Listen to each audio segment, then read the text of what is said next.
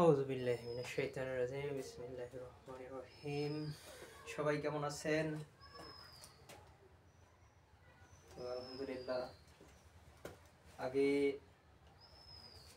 আমাদের সবাইকে মানুষ হইতে হবে। সবাইকে কি কইতে হবে? মানুষ হইতে হবে। মানুষ হইতে হলে 4টা গুণ লাগে। এখানে দেখছি মানুষ হইতে কি 4টা গুণ লাগে। 1 নম্বর গুণ কি? ধৈর্য।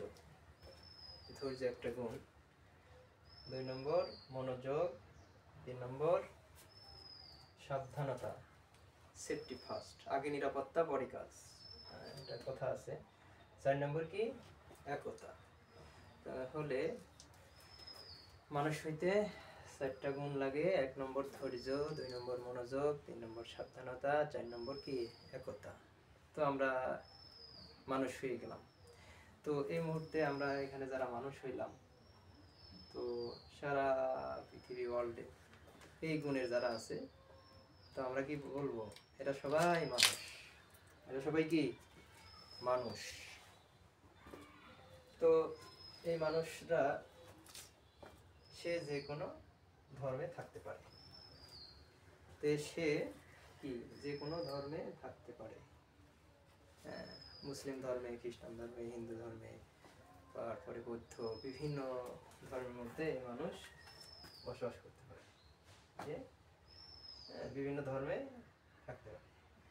এরপর মানুষের যে সূত্র আছে, এই সূত্রগুলা মেনে চলবে। তো এই মানুষ যারা হইছি আমরা, সবাই তো মানুষ হইতে পারে না। কেউ আছে গরু, কেউ আছে ছাগলের মতো, কুকুরের মতো, পশুর মতো যারা এরকম বসবাস করতেছে পৃথিবীর মধ্যে।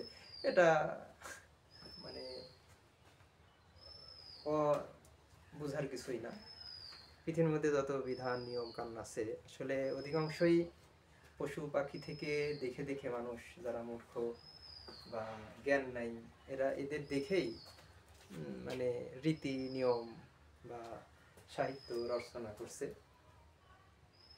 যে মানুষকে যে সমস্ত কাজ বলা হয়, কেউ মানুষকে পুড়ায় ফেলে, কেউ কবর দেয়, কেউ কফিনেই করে। এটা আসলে যখন আমাদের ইসলাম ধর্মের মধ্যে, বা ইসলাম ধর্ম বলি, মুসলমানরা যেটা ইয়ে করে, হাবিল কাবিলের যে ঘটনা যেটা আছে, যে একটা কাককে, মৃত কাককে এরকম কবরে পুঁতে ফেলে। তো সেটা আল্লাহ তাআলাই ভালো জানে, আল্লাহর নিদর্শন। এটা আমি সম্পর্কে অতটা ভালো ধারণা রাখি না, সেটা অন্য বিষয়।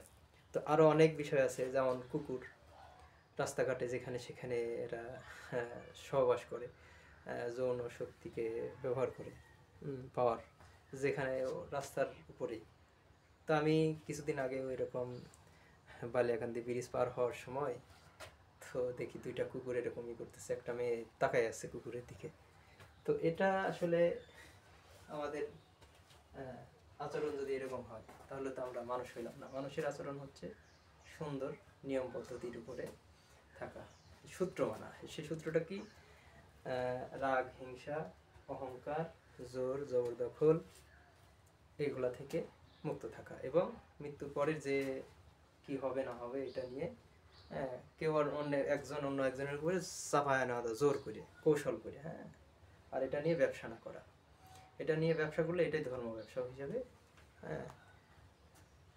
ইয়ে হবে আর কি। তো মানুষ হইলাম, মানুষের পরে মানুষের যে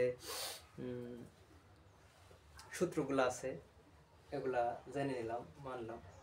এরপরে মানুষের যে কাজ আছে বিভিন্ন পরিস্থিতিতে, মানুষ হওয়ার পরে, মানুষের সূত্র বানার পরে যে কাজ আছে, একজন ছোট একজন বড় বিভিন্ন বয়সে। তো এখন এই মুহূর্তে সবচেয়ে গুরুত্বপূর্ণ বিষয় হচ্ছে সামাজিক যে বিধানগুলো আছে, এগুলা মুহূর্তের মধ্যে পালন করা। সেটা হচ্ছে খাতনা করা বা বিবাহ শাদীর পালন করা, তারপরে জানাজা, তারপরে মিলাদ, বিভিন্ন অনুষ্ঠান আছে, এগুলা হচ্ছে নিয়মে, সঠিক নিয়মে পালন করা। যেমন ধরেন খাতনার বিষয়টা, খাতনা যারা করাইতেছি, এই মুহূর্তে খাতনার অনুষ্ঠান করতেছি, অনুষ্ঠানের দিন আপনি সাথে সাথেই সেটা আপনি কিভাবে করবেন, তো এখনকার এই মুহূর্তে পালনীয় হচ্ছে অনুষ্ঠানের দিন আপনার মহল্লার মসজিদের ইমামকে নিয়ে এসে সাথে সাথেই তাকে বিয়ে সম্পন্ন করে দেয়া, একটা মেয়েকে সিলেক্ট করে বিয়ে সম্পন্ন করাই দেয়া। এটা অত্যন্ত গুরুত্বপূর্ণ একটা কাজ। এখন এটা নিয়ে যারা বাধা দিবে তারাই ফাসেক বা শয়তানের অনুসারী হয়ে যাবে, সে যেই হোক। কারণ কি, আপনি দেখেন আপনার ছেলে বা মেয়েকে স্কুল কলেজে ভর্তি করাইবেন বা কোনো জায়গায় দিবেন, হ্যাঁ, সে ঘর থেকে একটা মেয়ে তখনই বের হয়, তখন তো তার সাথে বডিগার্ড লাগে বা সাপোর্টার লাগে। তো এই জন্য যদি বিয়ে সম্পন্ন করাই দিই, তো সে নিজেই একসাথে স্কুল কলেজ বা আসা যাওয়া সব কিছু করলো, আর পরিবেশটা আমরা নিজেরা নিয়ন্ত্রণ করলাম। রাস্তাঘাট বা অফিস আদালত হোটেল রেস্তোরাঁ এই সমস্ত কিছু যদি শৃঙ্খলা শান্তি শৃঙ্খলা রক্ষাকারী বাহিনী যদি কন্ট্রোলে নিয়ে নেয়, তো আর কোনো সমস্যা নেই। এই জন্যই অত্যন্ত গুরুত্বপূর্ণ হচ্ছে আপনার ছেলেকে খাতনা করাইতেছেন, 7 দিন পরে অনুষ্ঠান হবে, অনুষ্ঠানের দিনে ইমাম মসজিদের মহল্লার মসজিদের ইমাম সাহেবকে নিয়ে এসে একটা বিয়ে সম্পন্ন করে দেয়া, এবং একটা অনুষ্ঠানই 2টা কাজ সম্পন্ন হয়ে গেল। তো যারা আমরা এটা পারবো আমরা করবো ইনশাল্লাহ। আর যারা এরকম বিবাহ শাদী করে নাই তাদের জন্য বিয়ের বিধান হলো যে আপনি তাকে পছন্দ করেন, যদি সামর্থ্য থাকে তাকে এরকম বিয়ে করে নেওয়া। আর যারা এরকম কী করতেছি না, দিতেছি না, দর কষাকষা করতেছি, তো এটাও একটা অবৈধ ব্যবসা বা যৌন ব্যবসা বা যৌন পল্লী কার্যক্রমের সাথে সম্পর্কযুক্ত বলা যাইতে পারে। যেমন মাদকের সাথে যুক্ত বা অন্য যেটা আছে, তো এটা সম্পর্কযুক্ত এরকম হইতে পারে যে আপনি উপযুক্ত ছেলে মেয়ে পাত্রপাত্রী পেয়ে যাওয়ার পরেও যদি বিয়ে না দেন, তাহলে এটা তাদের সাথেই যুক্ত হয়ে গেল। এই জন্য চেষ্টা রাখবো যে সামর্থ্য অনুযায়ী সেই ছেলে মেয়ের সাথে বিয়ে দিয়ে দেওয়া।